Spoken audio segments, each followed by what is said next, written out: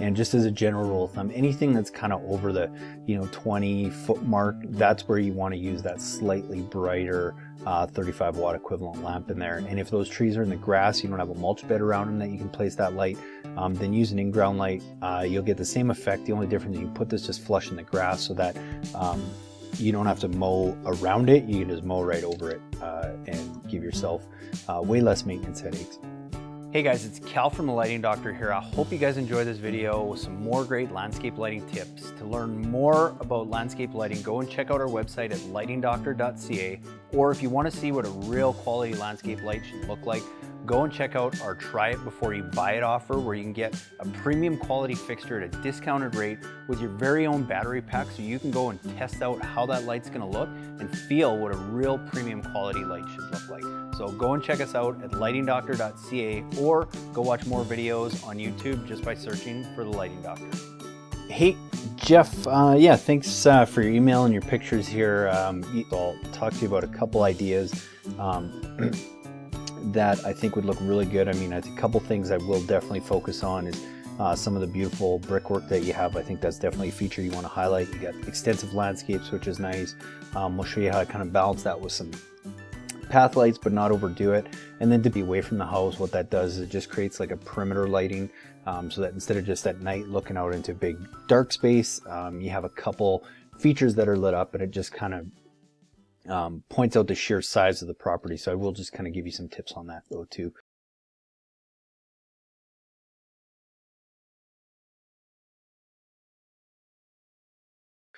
So I mean, first thing I would do is I would start with, really you're primarily going to be looking at about 3 different lights, and it's not a surprise. There probably are 3 most common lights that you're going to use for most of your applications. Is just an uplight like this. I'll talk to you though about the option to increase the bulb in there, so it's a little bit brighter than the 4-watt LED. We have a 5-watt LED, which we call a 35-watt equivalent. That will be good in some areas to shoot that light a little bit higher up on the house. Some path and garden lights like this, and then a couple wash lights in a few areas. That's very similar to an uplight, just it's a wider angle, softer light, so it'll work for some of the kind of the smaller stuff that's not quite as high. So first thing I would do is I'll kind of start from the left side of the house, and from this side here, I'll just kind of sneak a peek into the backyard here. I mean, if this is again, like I said, you want to light a couple of these. I wouldn't focus too much on the evergreens. Evergreens are just so hard to light, just because you really got to get the light out here and shine it at the trees. You can't really get it close and have it shining up because these bottom branches steal all the light. So I really like to focus more on some of the deciduous trees. And just as a general rule of thumb, anything that's kind of over the 20-foot mark, that's where you want to use that slightly brighter 35 watt equivalent lamp in there. And if those trees are in the grass, you don't have a mulch bed around them that you can place that light, then use an in-ground light. You'll get the same effect. The only difference is you can put this just flush in the grass so that you don't have to mow around it. You can just mow right over it and give yourself way less maintenance headaches. Along the side of the house here, even though it's not, it's not real sexy, there's not a lot going on here unless you guys plan on extending some landscape, and it's still an area I think would be worth considering to light. And I probably wouldn't use any path and garden lights, but that's where I like to just use some uplights along the side of the house. I'll just kind of show you an example. Obviously this is a higher house, but you can see over here how we kind of just uplit the side of the house so that it creates that kind of that lighting visual going into the backyard. But the other reason I like doing that is that it hits the kind of top soffits. You get that nice glow that's going to be consistent throughout your landscape plan on the front of the house. So I might just use 3 lights here. If there's no bed, this is where a couple of those in-ground lights is a good option, even if all you had was 2 of them that kind of lit up that side of the house. The nice thing is, if you wanted to hide any of this, sometimes what we'll do is I'll just plant like a tall grass or ornamental plant of some kind in front of maybe some of the features that aren't as nice, and then I'll kind of highlight those along with the house, and it really looks nice because it kind of creates the shadows of those grasses and stuff along the house. So there's one idea there. For this section here, what I would do is I'd probably try and get a couple of these uplights, like this guy here, just to kind of highlight these columns. The angle of that light will do a nice job of kind of lighting this peak a little bit. You don't want to get them too far back. You're maybe 12, 18 inches back and have them shine fairly upright so that you're highlighting this bed. Kind of like you have here, I would highlight this shrub from the front. This is where I would use a wash light. It's a bit of a wider angle and it's not as bright, so it won't create a hot spot on that shrub. And then in between, what you could do is you could have like a path and garden light in here and then another one kind of over on this side that's going to help highlight the retaining wall a little bit as well as the rest of what's in the bed. I also, I don't always like to get the path lights too close to the wall. I like to have them back a little bit, especially if you have some plants and stuff around, because we're not really trying to highlight the grass as much, as more so the bed and just create that perimeter lighting effect. You could probably also throw one on the edge here, and if you had 3 of those plus this with a wash light and these 2 backlit columns, that would do a nice job of lighting this area. As I kind of go to the front of the house here, you definitely want to try and get some lights back on here. I'm suspecting you don't have a ton of room behind these bushes to get a couple lights, but this is where I would use some uplights. If you can get them behind these and there's enough room, like call it 12 inches or so, to put one of those uplights with that 35 degree lamp, which is a little bit brighter, so that it can shine up the side of the column and really get that light to feature all the nice rock work, then that's the best way to do it. The reason you want it closer and shining more upright is because then it just kind of grazes all this and it brings out all the subtlety in the stone, whereas if you have it too far out shining at it, it just creates a very flat looking light. So if you can get it behind there, that's great. If not, even if you can just kind of get them in here, same thing, same idea, kind of shining up, most of that angle is going to still get a lot of this rock work and light up this area. And then what's nice is you just kind of have the silhouette of these in front of it, of the backlit house, because you're going to have trouble getting any kind of light in front of these. So I would just leave those and I would have that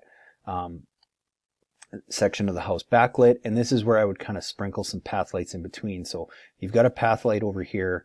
I would throw another path and garden light kind of in the middle here, and then we'll kind of do the same as we go across the house. Again, back here, I would still focus on highlighting and backlighting a little bit of the house with 2 of those uplights. You don't need the bright ones because you don't need the light to reach the second story. So the 4-watt LED lamp that comes standard in this light will be more than enough. I would do that same thing where it's close to the house, just kind of grazing the stonework to help bring out the subtleties, backlight that, and then I would have a wash light in front here that's just subtly lighting the front of these. And again, I'd probably have a path light in here. I have my wash light here. I'd probably have another path light over here. Here is another prime example where I would use a wash light. I might even, because this is a bit of a larger shrub, really more of a feature one, and if you just put one, I feel like there'll be some dark pockets. But if you kind of had a wash light here angled at it this way and one this way, some of that is going to splash onto these back, I'm not sure if they're cedar hedges or whatnot, but I think 2 on that area would be nice. And again, using those path lights kind of staggering in between where you have some of the accent lights. And then back here again on this section of the house, this is where I would have 2 of those standard uplights like we're using over here that are just kind of grazing this back section of the wall and really featuring that stonework. And then if you wanted to, I think this is where you can either, and it just depends how these fill out, and if you want to highlight them, I would either have a wash light that highlights these, or that's where I would again put a couple of those path and garden lights to kind of help light the walkway and the beds down below. Yeah, so say for example, I've got my 2 wash lights here. I might have a path and garden light here. I've got my uplights back on here, and I think I would probably just use a path light, and then finally finish things off with a path and garden light here. Maybe forgo the wash light in this area because I don't think there's enough there that you want to highlight. And I think just having that backlit, especially because it's a lighter colored feature, does a really nice job because you get some nice reflective light off of that as well. So yeah, I think that would be a really good start. That's how I would kind of start tackling this, Joe. If you have any questions, let me know. Feel free to go and play around on our website. You can add the different lights to your cart. The nice thing is right now for the next couple of days, that's why it's taken a few days to get back to you, is because we are running some promotions along with Amazon Prime Days. So you can save a little bit if you use this code at checkout, but you can kind of go add those lights to your kit You can fit all that stuff on a transformer like this. 150 watt transformer would easily handle those lights.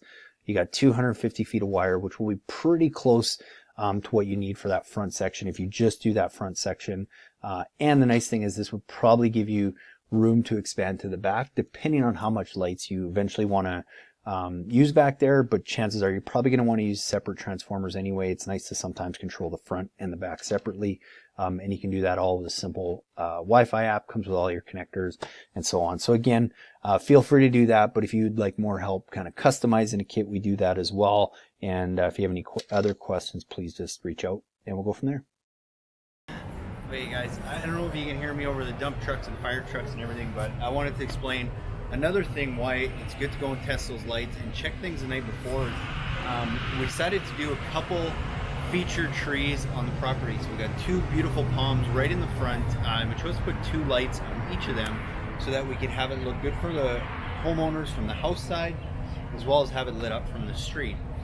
And a lot of times that's what you want to do. If you have a really key feature that you really want to stand out, use more than one light. It doesn't hurt to do that. But the one thing we did find is last night, even after that first night, we kind of tested out. We had a pretty good idea of where we were going to throw that light. But it wasn't until we got everything hooked up and last night we found that the light was only about a foot too close to the tree. And what it was doing is it was putting most of the light on the base of the trunk, and it wasn't putting enough to the top. And just moving it back, I would say 6 to 8 inches made all the difference, because now we had a more subtle light on the trunk and we were casting a lot more light up into the giant palm tree leaves. So it doesn't matter how many lights you put in or how good you think you are at this. If you're not testing it at night, checking things out, use that battery pack to go and play around, you're gonna miss some things and you're not gonna get the full effect. So just by doing some of those things, even if it's your first time doing it, you can really install lights just like a professional landscaper or contractor would do. But in a lot of cases even better, because most of those guys don't even come back and check their lights at night.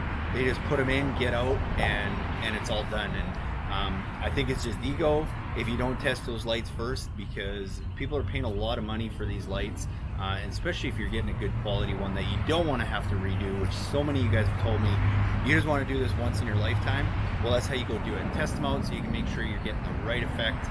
And go and check them out at night.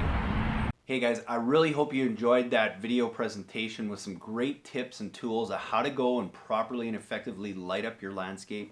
And be sure, if you want your own free consultation video, just send me an email at cal@lightingdoctor.ca with a few pictures of your property, and we'll get back to you with some really cool ideas and ways to go and effectively light your property. And be sure to watch the videos after this one for more tips on how to install landscape lighting, as well as how to light up your landscape the best way possible.